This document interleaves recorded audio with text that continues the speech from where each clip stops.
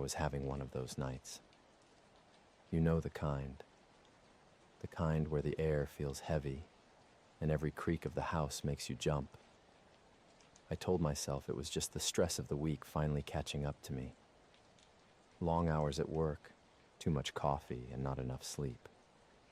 But deep down, I felt off, like something wasn't right. It was almost midnight, and I'd just settled on the couch to binge some mindless TV when my phone buzzed on the coffee table. Not a text, not a notification. An actual phone call. Who even calls anymore? The number was unlisted. Against my better judgment, I picked up. "Hello?" I said, already annoyed. There was a pause on the other end, like whoever it was didn't expect me to answer. Then, in a low, raspy voice, the caller said, "Do you believe in second chances?"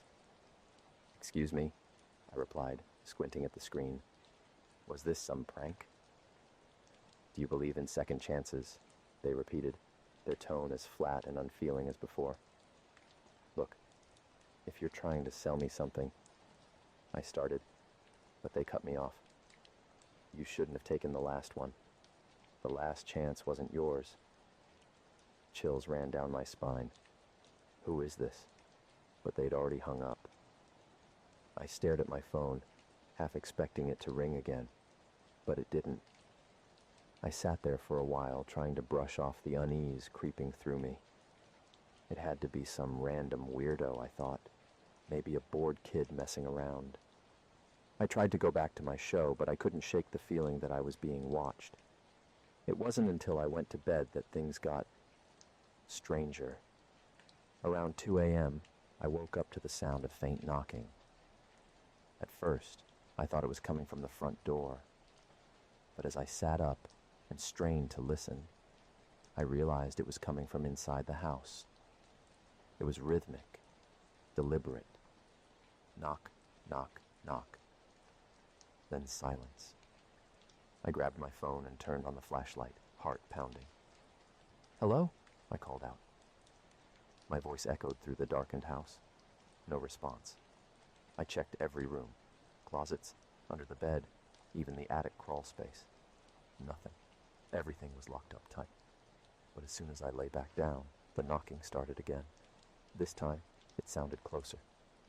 I didn't sleep. The next day at work, I tried to convince myself it was just my imagination. But then, during my lunch break, I got another call. Same unlisted number. "Do you believe in second chances?" the voice asked, just like before. "Listen, I don't know who you are, but if you call me again, I'm reporting you," I snapped.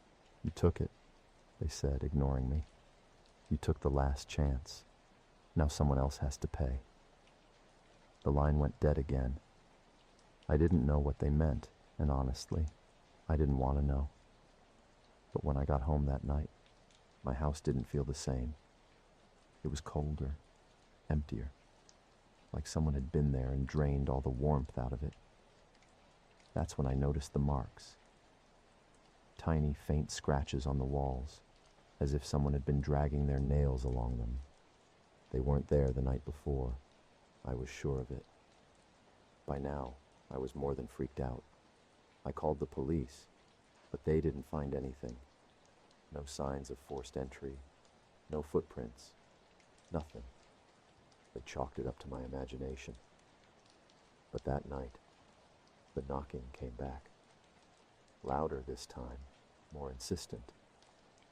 I locked myself in my bedroom and tried to ignore it. But then I heard a new sound. A voice. It was whispering my name over and over from just outside the door.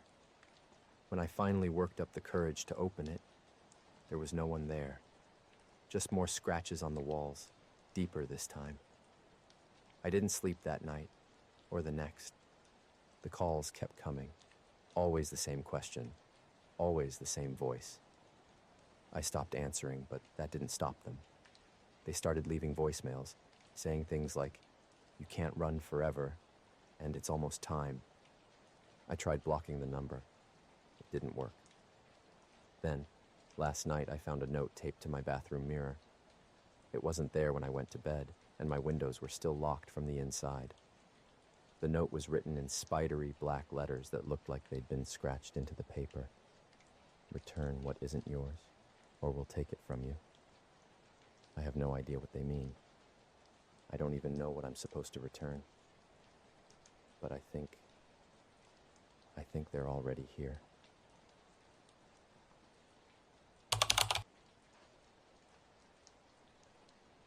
You know how every town has that one house? The one parents warn their kids to stay away from. The one the local teenagers dare each other to sneak into. For my hometown, that house was on Morrow Lane. You couldn't miss it if you tried. A sagging roof, peeling paint, and windows that stared back at you like dead eyes. But what really got you was the front door. The damn thing was red. Not a dull, faded red like you'd expect from years of neglect. No, it was freshly painted, glossy, almost wet-looking, like someone had just finished brushing on the last coat. Everyone joked that it looked like blood, but nobody laughed too long. I moved back to town a year ago after my mom passed. Small towns have a way of pulling you back when things fall apart, even if you spent your entire adult life swearing you'd never come back. I got a cheap rental, started working at the hardware store, and did my best to blend in. The house on Morrow Lane? I didn't think about it. Not at first anyway. It wasn't until one late shift at the store that things started getting weird. I was closing up when this woman came in. She looked normal enough. Mid-40s, mom jeans, tired eyes, but her voice was shaky, like she was trying to keep it together. "Do you have paint remover?" she asked, gripping the counter so hard her knuckles were white. "Sure," I said, leading her down the aisle. "What kind of paint are you trying to get rid of?" She hesitated, then whispered, "Red." "It's always red." I didn't know what to say to that, so I just handed her the strongest stuff we had. She paid in cash and left without another word. That night, I dreamed of the house. I hadn't even thought about it in years, but there it was, vivid and real, like it was waiting for me. In the dream, I was standing in front of the red door. I didn't want to go in, but my feet wouldn't stop moving. The closer I got, the stronger the smell became, metallic and sharp, like rust and pennies. My hand reached for the doorknob, and just as I touched it, I woke up, gasping for air. The dream didn't go away. Every night for a week, I found myself back on Morrow Lane, standing in front of that door. Sometimes, I could hear faint scratching coming from the other side. Other times, it was whispering, soft, urgent, but never clear enough to understand. I started avoiding sleep, chugging energy drinks, and binge-watching trashy TV until my body gave out. It didn't help. The dreams kept coming. One night, after the 5th or 6th time I woke up screaming, I decided to end it. If the house wanted me so badly, I'd give it what it wanted. The walk to Morrow Lane was shorter than I remembered. The air felt heavier as I got closer, like the world itself was holding its breath. When I reached the house, I almost turned back. Almost. The red door gleamed under the moonlight, brighter than it had any right to be. I walked up the steps, each creak of the wood echoing in the stillness. When I reached the door, I noticed something I'd never seen before. A handprint, small and smeared, near the bottom of the door. It looked like a child's. I hesitated, but then I heard it. Faint, muffled sobbing coming from inside. My heart pounded. I couldn't just walk away, not now. I turned the knob and pushed the door open. The smell hit me first, thick and choking, like meat left out in the sun too long. The inside of the house was dark, but the sobbing was louder now, coming from somewhere upstairs. "Hello?" I called out, my voice shaking. "Is someone there?" No answer, just the sobbing.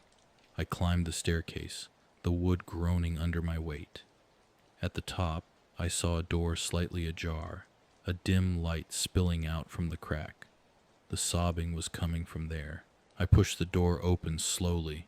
The room was empty except for a single chair in the center. On the chair was a tape recorder. The sobbing sound cut off abruptly as I stepped closer. My hands trembled as I hit play. A voice crackled through the static, soft, high-pitched, and terrified. "Don't open the door," it whispered. I froze. The door behind me slammed shut. I spun around, my heart hammering. The room was pitch black now, the dim light gone. Then I heard it, the scratching. It was coming from all around me, from inside the walls, the floor, the ceiling. And then the whispers started. Not one voice, but dozens, overlapping, growing louder, more frantic. "Get out," they hissed. "It's coming." I ran. I don't remember how I got out of the house or back home. I just remember waking up in my bed, covered in sweat, my heart racing. I told myself it was a nightmare, just a stress-induced hallucination. But when I looked down, my hands were smeared with red paint.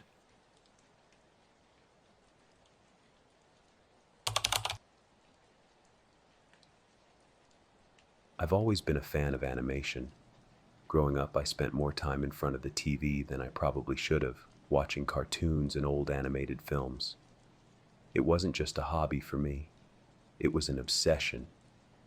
I loved how drawings, just lines and colors, could tell stories that felt so real. But what happened to me, the thing that changed my entire perspective on animation, wasn't something I could have ever imagined. It all started with a job.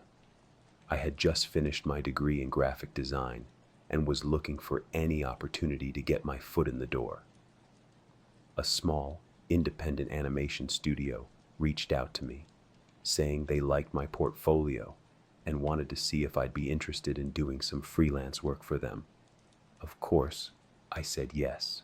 The studio was small, barely more than a few rooms in a nondescript building on the outskirts of town, the kind of place you'd miss if you weren't looking for it. I showed up on my first day, excited and a little nervous. When I walked in, I was greeted by a man named Victor. He was in his late 30s, maybe early 40s, tall, with sharp features and dark bags under his eyes. He had an aura about him that was unsettling. I couldn't quite put my finger on it. "Welcome aboard," he said in a low voice, his handshake firm but cold. "We don't usually hire outsiders, but your portfolio is impressive." His tone made me uneasy, but I brushed it off. It was probably just the nerves. Victor led me to my desk, a cluttered mess of old animation cells, sketches, and faded storyboards. The walls were covered in strange, unfinished drawings, creepy-looking creatures with contorted limbs, exaggerated faces, and unsettling eyes. They looked like something out of a nightmare. "Don't mind the artwork," Victor said, sensing my hesitation. "It's for an experimental project we're working on." I nodded, trying to look at something else, but the drawings kept catching my eye, making my stomach churn. I started my work. Simple stuff at first. Cleaning up animation frames, coloring, and the like. It was monotonous, but I needed the paycheck. As the days went by, I began to notice odd things about the studio. The other animators never really talked to me. They'd work in silence, eyes glued to their screens, occasionally glancing over at me with a strange look. But whenever I tried to engage with them, they'd just smile politely and then quickly turn back to their work. One afternoon, about a week into the job, Victor called me into his office. "We've got something we need you to see," he said, his voice low, almost like he was trying to hide the excitement in it. I followed him down a narrow hallway that I hadn't noticed before. past rooms filled with what looked like abandoned projects, doodles and sketches piled high, forgotten. We stopped in front of a door at the very end. Victor opened it without knocking, revealing a small room that was completely dark, except for the glow of several monitors. The air was heavy, stale. On the far wall was a single large screen showing an animation. I wasn't sure what I was looking at. The animation was off. It was a simple character, just a basic cartoonish figure, like something you'd see in a children's show. But there was something wrong with it. The figure's movements were jerky, unnatural. Its face kept twitching, distorting like it was trying to hold on to its form. "Is this your project?" I asked, trying to sound casual, but I could feel the hairs on the back of my neck standing up. Victor didn't answer right away. Instead, he watched me closely, his face unreadable. "This isn't just animation," he said slowly. "This is something else. It's an experiment." He clicked a button on the console, and the animation paused. For the first time, I saw the character's face in full detail. The eyes were hollow, black pits, and its mouth was stretched into an unsettling grin that didn't match its expression. The more I stared at it, the more I felt like it was staring back at me. "What is this?" I whispered. I could feel my heart pounding in my chest. Victor stepped closer, leaning over my shoulder. "We've been experimenting with bringing drawings to life.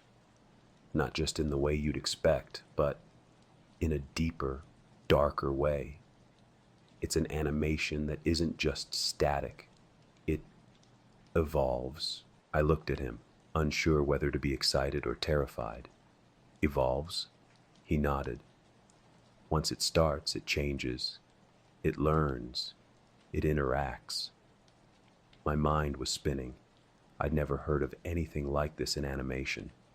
Was this some kind of sick joke? Victor pressed another button, and the animation resumed. But this time, the character did something different. It moved toward the screen, its body stretching and twisting in unnatural ways. Its smile grew wider, impossibly wide, until its face practically split in half. I flinched back. What the hell is that thing? Victor's eyes gleamed with an unsettling intensity. "That's the animator. It's the project we've been working on for years. It's a being created from nothing but lines, shapes, and pixels. But it's not just a drawing. It's alive." A chill ran down my spine. "What do you mean, alive?" "The animator doesn't just live on the screen," he said, his voice low, almost reverent. "It's connected to us, to the creators. It feeds off our emotions, our energy. And once it's created, it can't be stopped. It becomes a part of you." I didn't understand what he meant, but I didn't have time to process it before the animation flickered again. This time, the character on screen was looking directly at me. I froze, my breath catching in my throat. The grin stretched wider, impossibly wide, until the character's face was nothing but a black void. Then, I heard something. A voice. "Help me." I whipped around to find the source of the voice, but the room was empty. The only sound was the hum of the monitors. I turned back to the screen. The animator's face had twisted into something grotesque. Its hollow eyes were now just two dark voids. And its grin, it wasn't a grin anymore. It was a snarl, like it was trying to scream, but couldn't. Then, I felt something behind me. A cold, heavy presence.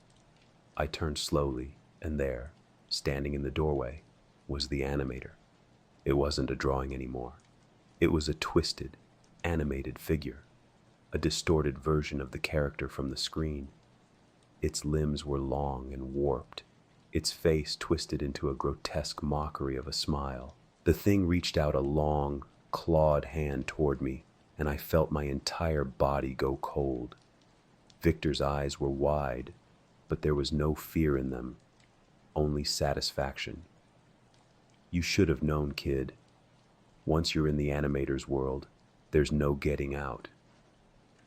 The last thing I remember is the animator's face looming over me, those hollow eyes staring into my soul. I can still hear its voice, whispering to me in the dark, "You're mine now."